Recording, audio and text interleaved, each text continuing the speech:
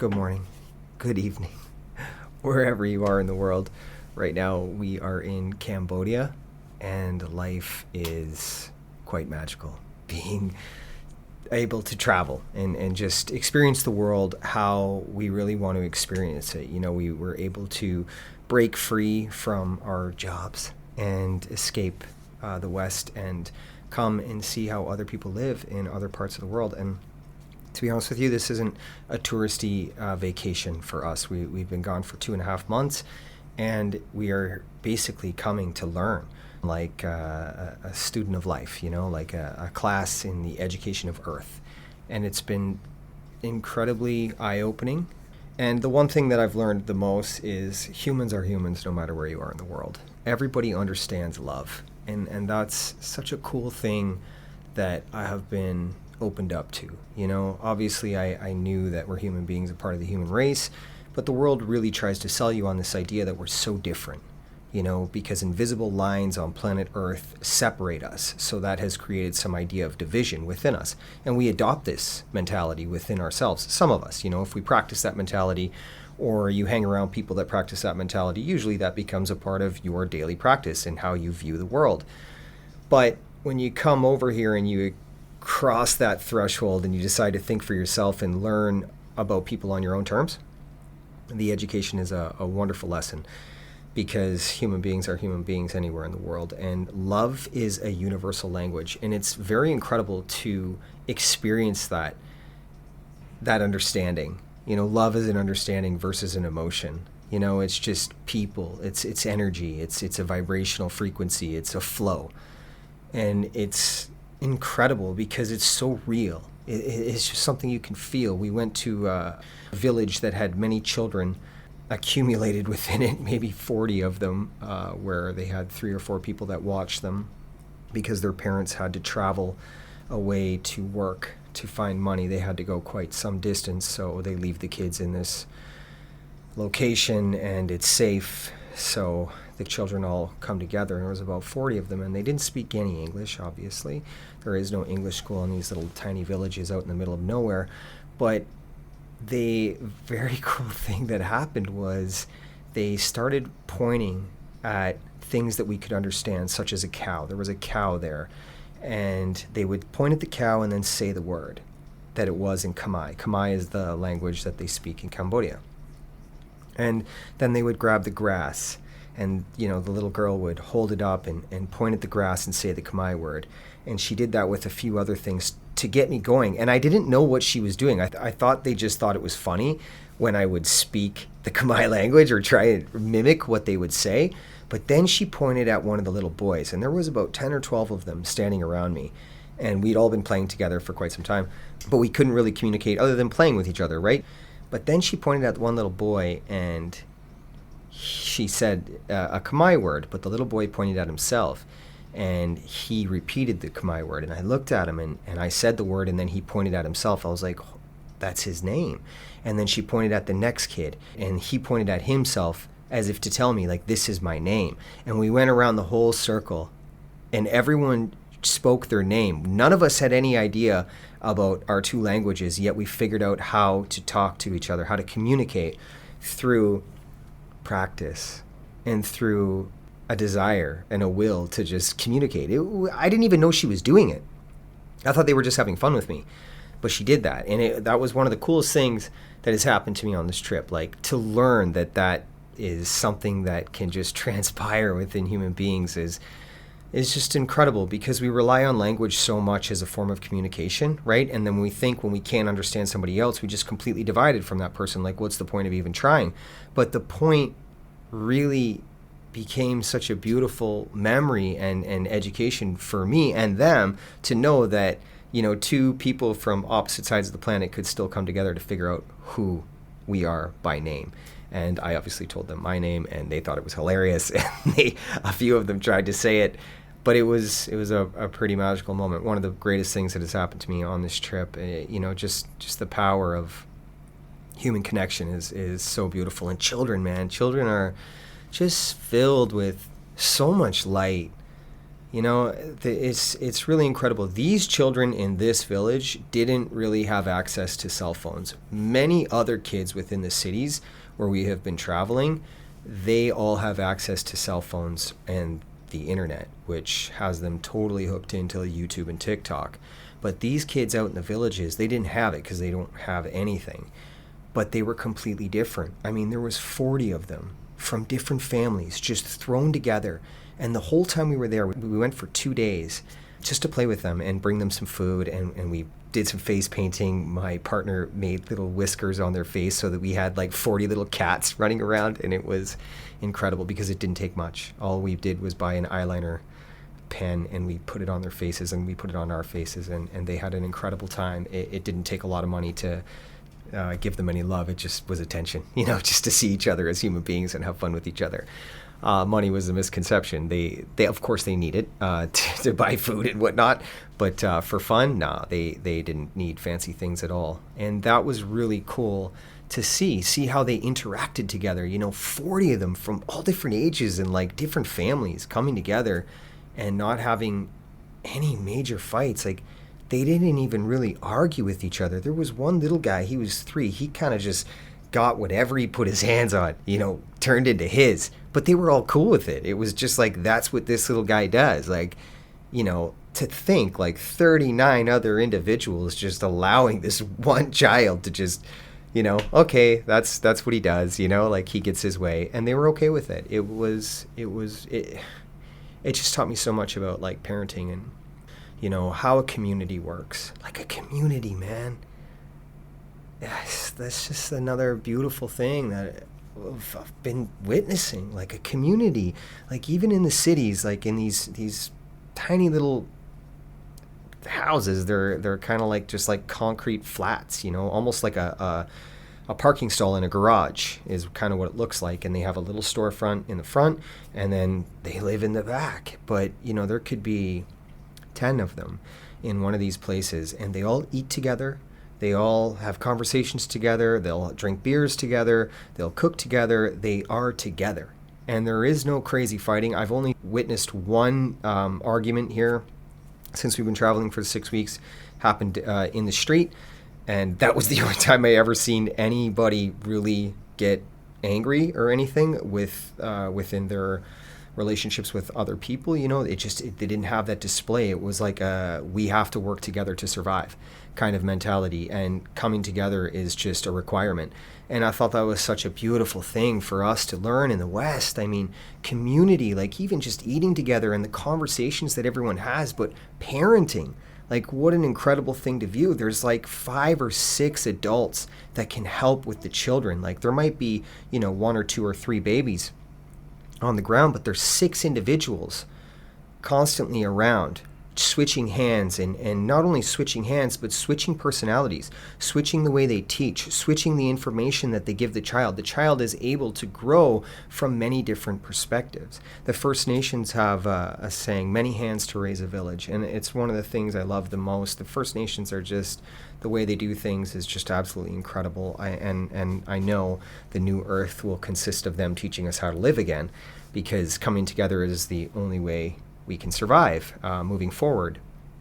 And it's going to be a beautiful time. But I see that here with many hands raising a village, and I see the results and the outcome of that.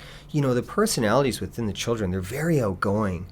They're not shy, and they'll come up to you and they're very open and interactive.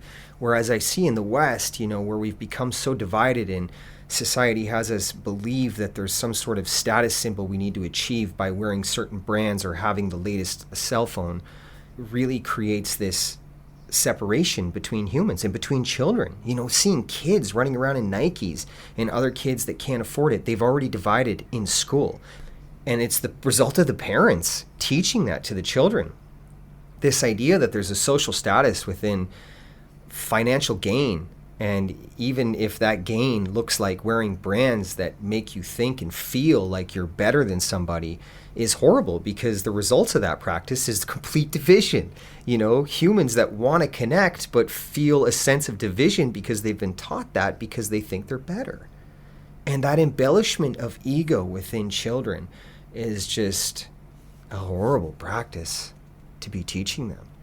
And it's just an observation that we have to become aware of as guides or parents. You don't have to be a parent to absorb this information at all. No. I mean, if you're around children or if you're around young ones in any way, shape, or form, I share this information with you so that you can share it with others. It's just becoming aware of it. It's really just breaking the programming that has had us not think about these things. But I think quite a bit, and I think about human beings, a part of the human race, as a family here, guests on planet Earth.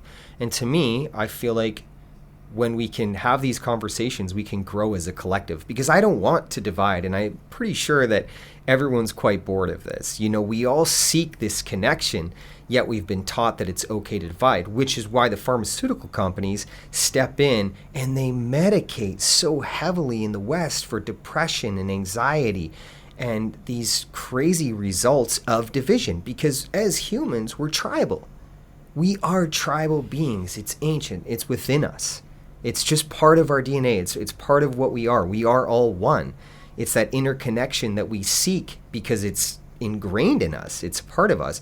But society lays such a heavy indoctrination of an acceptable manner of living through division that the mind adopts that mentality, but the heart refuses it. And that's why we have such complications and this desire for medication to make us feel better. The antidote for that is to work on yourself. And, you know, freeing children of these complications from a young age is something that we can teach them from our lives in our current state. Because if we are feeling like we are unhappy due to a sense of division, teaching that to your child so that they don't grow up with that same mentality or under those same circumstances is wonderful education to help them grow and help them go out into the world and spread love. Because self-love and self-care is so much more than taking care of yourself on the outside or spending money. By taking care of yourself on the outside, I mean getting your hair cut, getting your nails done, buying clothes, or buying anything. That's a complete distraction from what's real. Self-care and self-love means going on a journey within and really facing the things that hold you back in life, like addressing fear for what it is. What are you afraid of? What are you unhappy about? Really questioning those things and not being afraid of asking those questions, being kind of comfortable to sit within the emotion of those memories. Of course, you felt a certain emotion during an experience that happened in your life that you try to distract from today. I can understand that. But you got to move through it, because staying in one place and adopting fear, anxiety, and stress as a mentality to practice in a behavior that sort of becomes normal to your being is going to cause you to stay in one place, and it won't allow you to grow. The wonderful thing about difficult things and emotional traumas is they can become your greatest asset. It's just having the ability to look at it from a different perspective. And when you can look at your emotional traumas from a different perspective, you're going to learn something. And it's a wonderful thing to practice and even to get comfortable with having the idea of doing this. And, you know, I'm not saying jump into all of your emotional traumas all at once, but start somewhere. And when you start somewhere, start in the present moment. Start just by looking at yourself in the mirror on the day that you decide that you're going to be somebody else. Make a choice. You know, make a choice to say, I am tired of pretending to be somebody I'm not. Because that is so detrimental to the growth of the human being. And you're only pretending to yourself. Of course, other people see you pretending, but the only person you're really pretending for is you. It's very sad and lonely. And I know all about these things, and everything I talk about is things I have experienced in my life.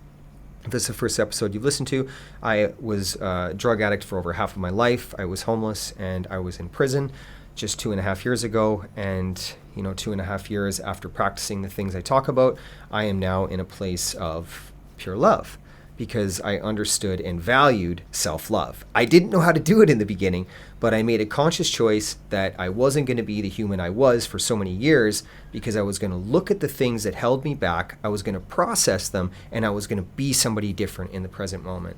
And that was a wonderful thing to happen. And it really just took a little bit of belief and faith in myself, and a little bit of belief and faith in something more than me.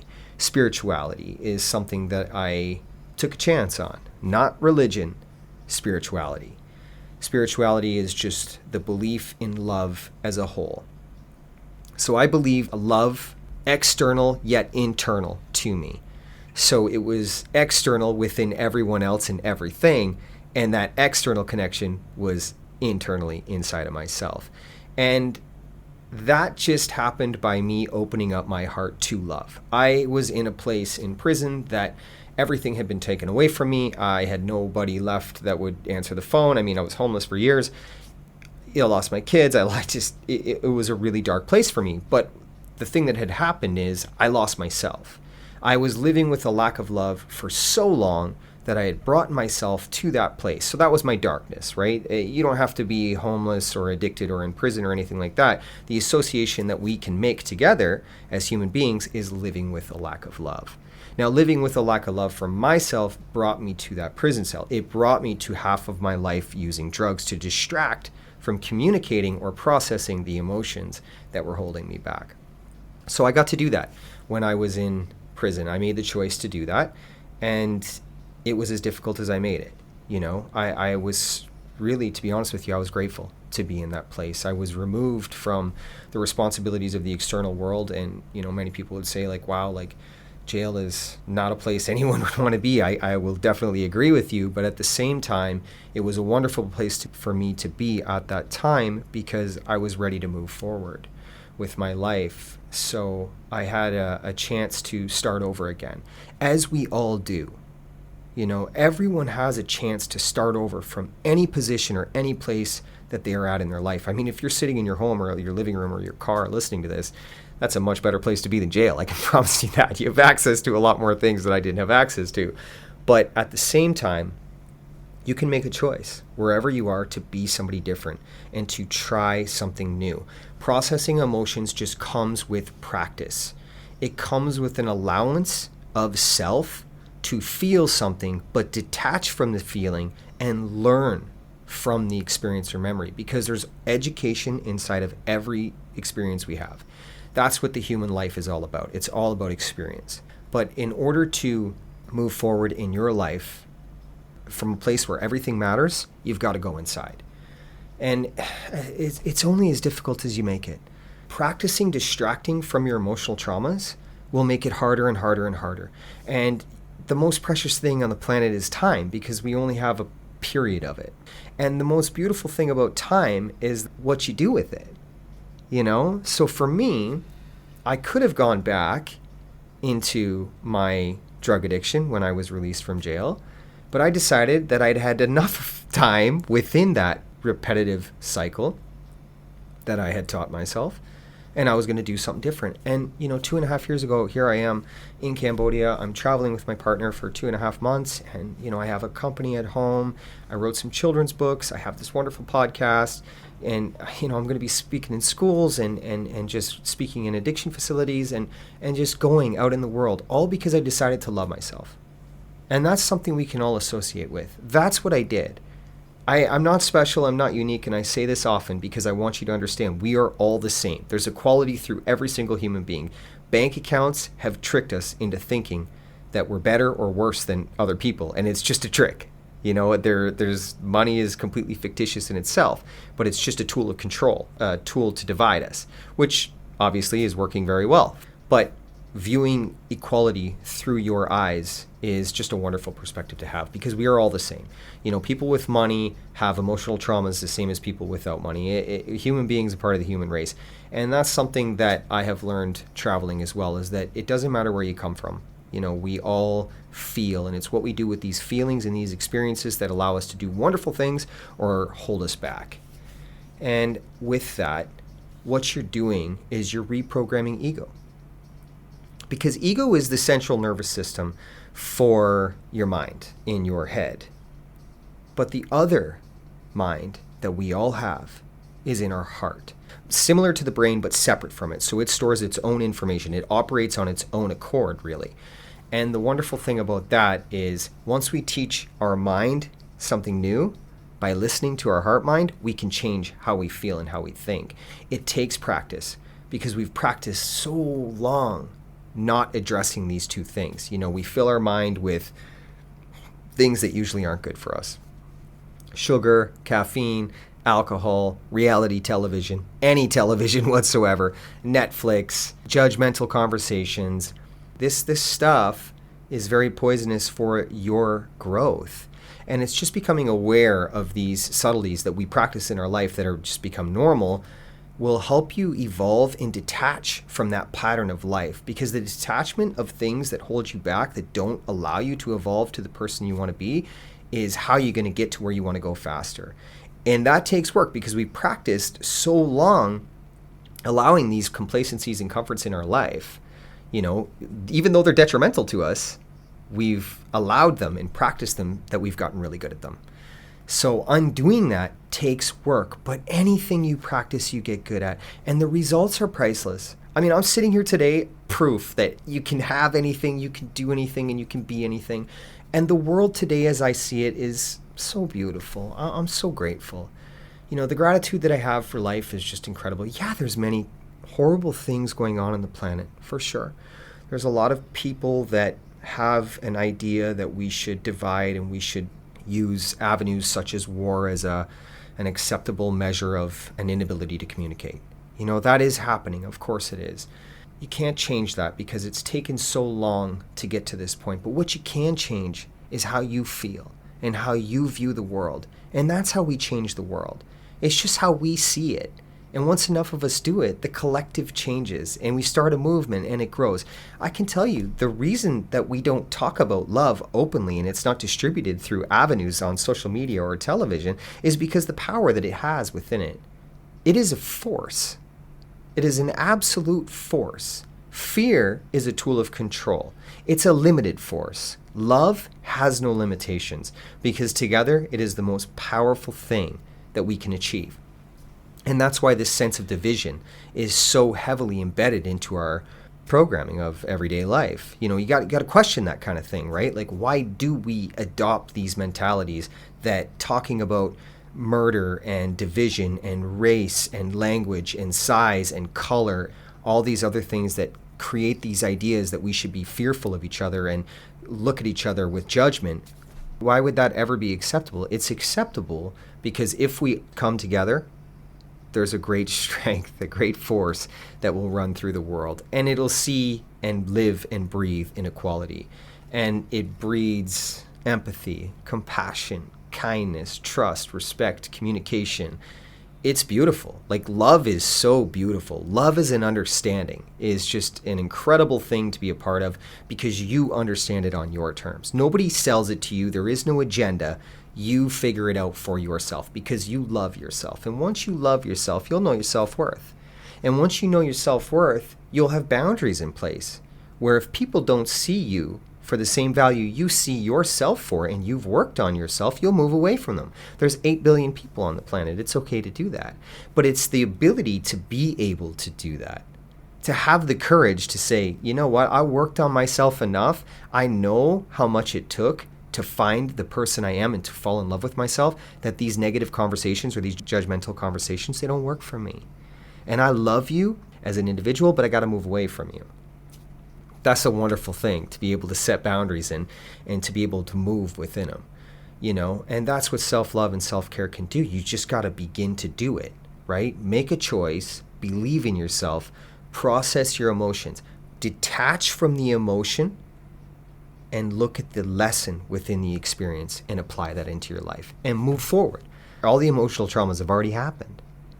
So there's no need to be stuck in the past if it doesn't allow you to move forward in the present moment. It doesn't make any sense. And that inability will have you miss life. And when you miss life, that means you're not living. And just to exist is so mundane, it's so boring. To live, to really see nature and see the colors and see the animals and see the people and understand and feel the energy connected within it, man, you're living. When you go in the water and you feel the water on yourself, you're one with it. This is love. This is life. Not medication. No synthesized version of happiness up in here. It's real work. And it's a real reward because you see and you live in the real moment. And I know you can get there. I believe in every single one of you. I believe in every single person on the planet because I know the power that each and every human being has. Every single one is as powerful as the next. It's just whether or not you're willing to go through your darkness to free yourself and be in the light, because your darkness is your light. You just have to find it. Just look for the education and you'll learn and you'll go, man, okay, that was tough. Why did my mom hold me back in life? Or why did my dad leave? Maybe it was to teach me some difficult lessons. Because human beings don't learn when it's easy. When something's easy, it's just easy. But when something's difficult, we learn from it. Now, rather than staying inside of that emotion, we can take the education and grow with it. Take that out into the world and teach another human being what we went through. And that's why my story is so beautiful. Many people are turning to addiction in some form or another. It doesn't just have to be drugs. But rather than distract, you can go on the journey inward and set yourself free. Remove the distractions that you have in life as it is. Detach from these things. Allow yourself to get to know who you are and teach that to your kids. Have open conversations. Just do things that are totally new. Don't be fearful of trying something new. The way we get better at something is when we practice. So really, trying to have an open conversation in a family that hasn't had an open conversation before, it might be a little awkward in the beginning. But you know what? You're going to get better at it. And your family's going to look at you and see you being the example, trying something new, trying to talk about how you feel. And if it doesn't work out the first time, it doesn't matter. Just try again on the next one. Don't give up, because the results are priceless. This is what it is to go through life. We got to learn, and we got to overcome the obstacles as we go through them. And I can promise you go down these roads, you start working on yourself, you are going to be free. I mean, free. Like, it's the most incredible feeling when you can be free from yourself, and people will see it, because you won't care what you wear anymore, because you'll look so good because of how you feel. And when you wear that, it's just a beautiful thing. I'm telling you, if you saw my prison photo 2.5 years ago, you would never believe that this guy is sitting here today. And I'm going to get this prison photo to show everybody. It's quite a process to do. But I mean that. I was homeless for years. I used some serious drugs for over half of my life. And I accepted love into my life, and I opened my heart up to love. And this is what you see, and it's honest and it's authentic. The earlier episodes will help describe the journey into self-love and self-care a little more, if you're serious about taking these steps into your life. As we go forward, all these episodes will result in benefit of your personal growth. And I always share from experience, and I will never sell you anything. I just want you to grow into love, because love is free. And the work is as difficult as you make it, but again, it is free. It's something you get to do on your time. Just make time for it and value it way more than you value anything else, because the people who are around you will value you for it, because they will in turn gain the result that you gain as well, because you will love yourself. So you will understand what it means to honestly and authentically love somebody else, and they will get to be a part of that, which is a beautiful thing. As always, thank you so much for listening to these episodes and the things that I have to say, and appreciate yourself. Please appreciate yourself, because self-love starts right there. It's okay to give yourself a positive affirmation and tell yourself you're proud of yourself for how far you've come. Of course, we can look at the negatives in life, but if we look at the negatives, then we get stuck inside of just viewing life through the negatives. But look at the positives.